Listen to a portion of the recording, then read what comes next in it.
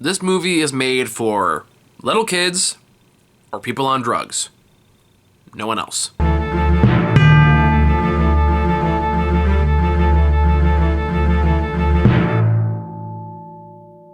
Alright, so, hey, this last one on my agenda today is one I just saw earlier today, and oof. So yeah, this is the third Trolls movie, and I'm ashamed to say I've seen all three at this stage, and reviewed all three at this stage. Trolls Band Together, which is the movie that is about boy bands and exploiting the current trend of nostalgia from the 90s. And really playing into the notion of, yeah, we have Justin Timberlake, so we can make a bunch of NSYNC jokes, and have, like, I think NSYNC people show up, I want to say. I could be wrong, but I don't know. Either way, I guess my opinion on the previous Trolls movies, did not like the first one. That should shock nobody.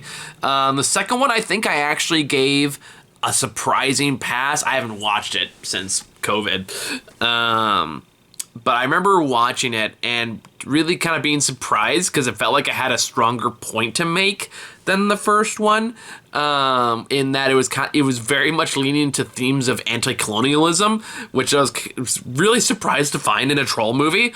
Now, it's not like I really had high expectations that the third one would kind of lean into those kind of themes, and it doesn't. So but that being said, man, it would have made it more interesting to watch if it did. Is it good? No. What do you expect me to say? No, it's not good. Or at least I didn't like it. I don't know. I was in the theater with a bunch of kids, which is just weird being in the theater with a bunch of kids as a lone 30-something-year-old who is just there by himself and looking really unhappy to be there. I'll say this is it's a short hour and a half. You're in and out there pretty quick. But it's a slog. Now here's one issue I have with kids movies like this, and I don't think this one falls entirely into this trap, although it does get close a couple times, which is any kids movie that is about family, that is about, like, being happy with family or respecting family or blah, blah, blah. All kind of run into this issue of apologizing for shitty family members. Kind of practicing this notion of you need to love them because they're family. You need to give them the chance because they're family. You need to respect them because they're family. And stands to any other behavior they might say or do, they have to be part of your life because they're family, which means you have to love them. Which, just as I've gotten older, especially a notion that I find patently offensive, or not patently, but extremely offensive, because I can tell you, no, you fucking don't. As someone with a lot of questionable people in my family, no, you fucking don't. They don't owe you don't owe them time. This is, weirdly enough, the same issue I had with the last DreamWorks movie that came out this year, which is the Teenage Kraken movie. Except Teenage Kraken movie was way worse. It had a way worse moral. This one at least tries to find a bit more nuance with it, and that's where I'll give it some credit.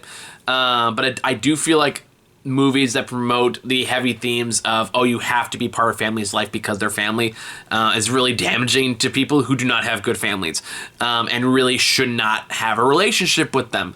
And I feel like a lot of the writing behind a lot of these stories is probably by shitty family members who just want everyone else around them to excuse their shitty behavior. Now, to be fair, to be clear, this movie doesn't quite do that.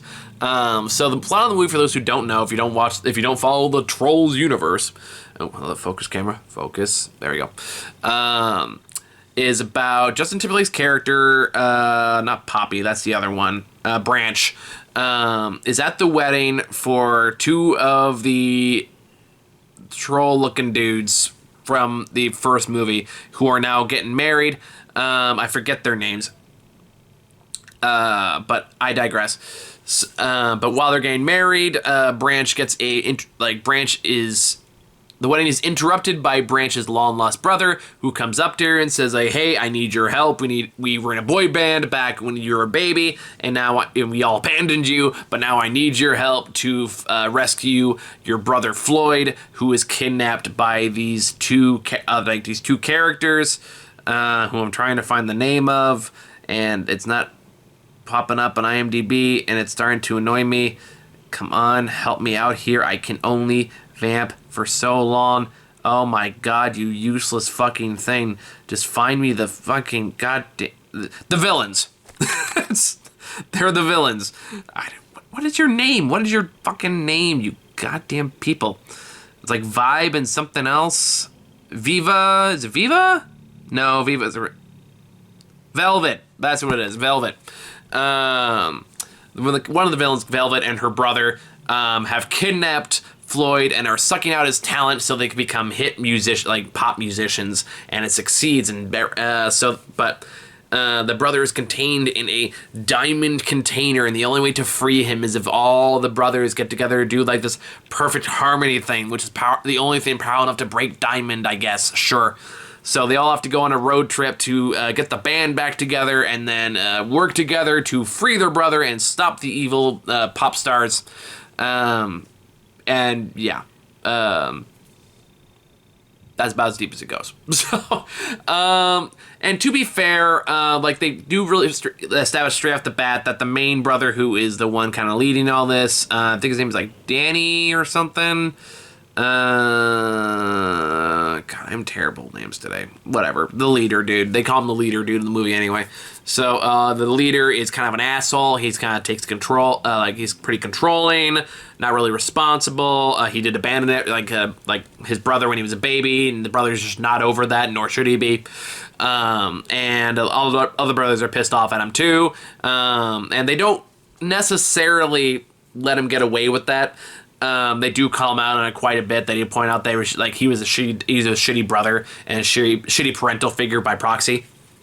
And they do also have a subplot where the brother, the villain, is kind of questioning whether or not he should follow his sister, and Floyd is trying to talk him into like, no, you shouldn't put up with that kind of treatment, even their family. It's like, even if they are family, you shouldn't be treated like that. You deserve to be treated with kindness. Like, okay, that all stuff I can get behind.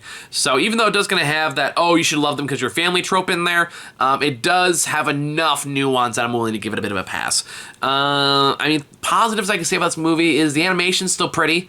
It's very colorful. It's definitely meant for people on drugs to a certain degree. I could see like people taking a couple edibles and watching this movie and having a great time. So there has that going for it. The writing is pretty much what you expect from a Trolls movie. I think this franchise itself kind of warrants out its welcome by this point. But that being said, I don't know if this is something kids even like, because even the kids I was in the theater with didn't really seem like they were watching it, but they weren't really like reacting to it. So I don't even know if they like it at this stage. DreamWorks seems to have this issue lately of writing films that feel like they're written by older people. Not written for kids, but written like kind of how do you do fellow kids kind of a way. Granted, I'm not expecting kids to write movies. You know what I'm trying to say, goddammit. And like I guess again I have to say at the end of the day, it's not for me, but I don't think it's harmful like the Kraken movie was. I don't think it's particularly detrimental to anyone. I don't think kids are going to walk away with this bad lesson, which is all I can really ask for something like this. It is kind of weird between this and Turning Red that I'm now apparently in an era of film that is nostalgic for the 90s. Which is, of course, my era, like 90s and early 2000s was very much my time. I lived through the boy band era. Like, I listened to NSYNC, Backstreet Boys. Fuck you. We all did. So I guess it's interesting to see them kind of pull more from that, and it's really trying to milk that nostalgia, even though people who would know the NSYNC and Backstreet Boy references would probably not go out of their way to watch Trolls 3 unless they were there with kids. There's a few adult jokes that got a laugh out of me. So like I can't say like I hated it or despised it or like it didn't make me laugh at all, because there were a few jokes in there I was like, okay, that was funny. But beyond that, like this is exactly what you'd expect. If you watch the trailer and you thought, yeah, that looks good, or hey, that looks bad, that's probably it's not going to change your mind one way or another. What you thought of the trailer is exactly what you're going to think of the movie. So I guess there's truth in advertising in that, and I think that's all I really have to say about it, because I am tired of talking about it. So I know there's a bunch of movies in theaters right now. I'm gonna try to make my time to go watch it. There's still a bunch on streaming I need to go catch up on as well. If there's anything in particular you want me to see, please make sure to leave me a comment. I will I make that a higher priority on my list. Until then, thank you guys so much for this latest batch, and I'll see you all next time. Bye bye.